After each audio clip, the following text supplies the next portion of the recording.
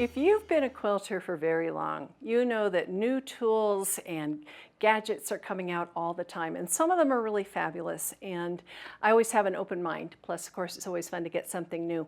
But I know I just don't have room for all of the gizmos and gadgets and rulers and everything, and over the years I've given a lot of them away because I find I just don't use them. But I wanted to share with you the things that I love and just can't live without.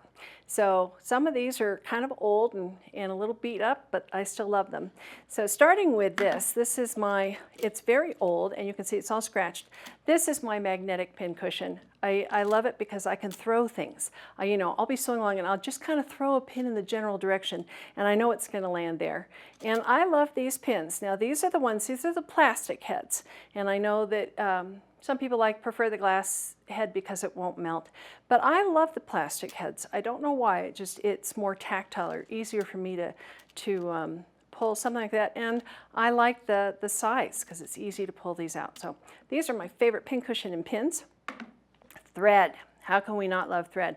This is Aurifil. I love Aurifil because it's really thin, and when you're piecing it, it just disappears, but it's also really strong. So this is the one that I ended up falling in love with, but I'm not saying there aren't other great threads. This is just my favorite.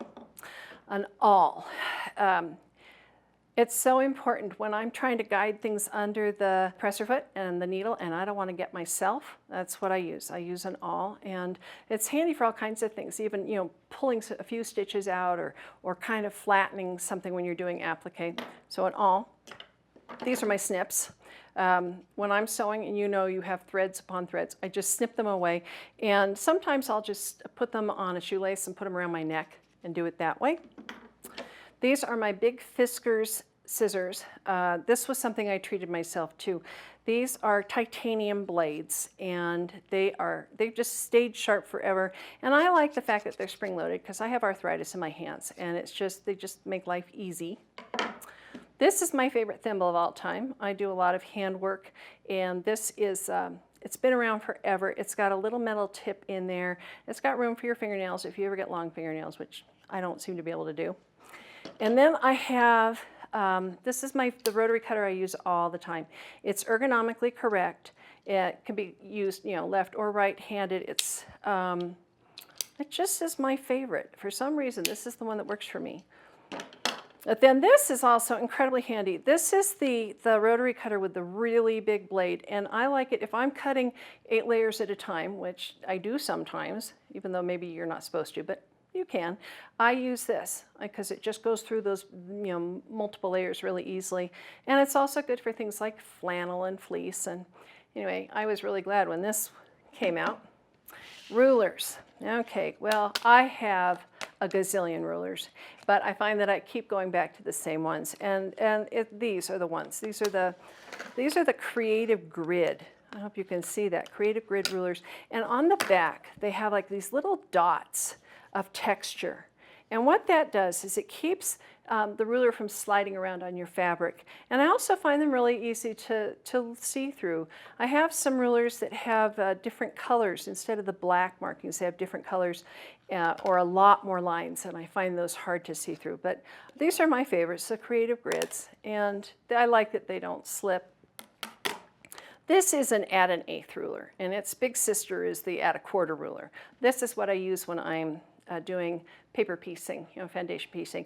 I just love these because you don't have to try and get the right thing. You just snug it up. It's got this little lip back here, and you snug it up against a seam and zip, you're good. So I love those.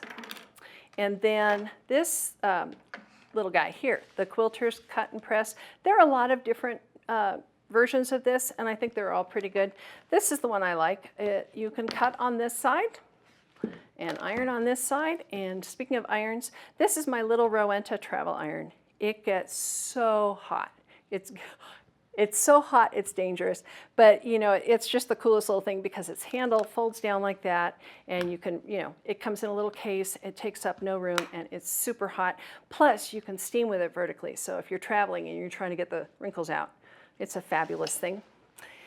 This, you're wondering why. Well, if you've ever ironed fabric for a quilt that you're going to cut out and then you're trying to put them down and not let them get wrinkled and everything else, it can be a real problem. I love these because I can put several fabrics on one of these. You know, I can load a couple of them and hang them, and that way they don't get wrinkled again right after I've ironed them. So I love these. There are several different types. My glasses, these are my, you know, buy them at the grocery store, the drugstore, little cheater glasses, without which life is dangerous. And then this is a tin. Now, the tin I just got lucky on. This is something, you know, when your kids have one of those fundraisers at school, I ended up buying that tin. But the cool thing is that this tin is the exact right size for my bobbin holders. And I love these things. These rings, they're the best. I can see everything, and I'm lucky to have this too.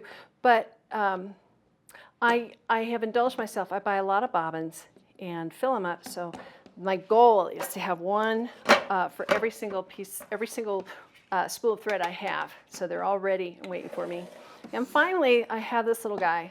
This is a bobbin winder. And if you've never tried one, I recommend you give it a shot. You put your spool here, it winds around, and you press the button, and it winds it up. And what that does is it keeps your machine from doing a lot of work, because when it's spinning that bobbin, it's moving really hard. Think how many of those you wind. So I love this guy. Plus, I can just do a whole bunch at a time without having to, do the whole thing through the machine and then undo it and everything else. So that's the last one I have to share with you. And as I say, these are my favorites. I'm sure you have some too. You might want to give one of mine a try.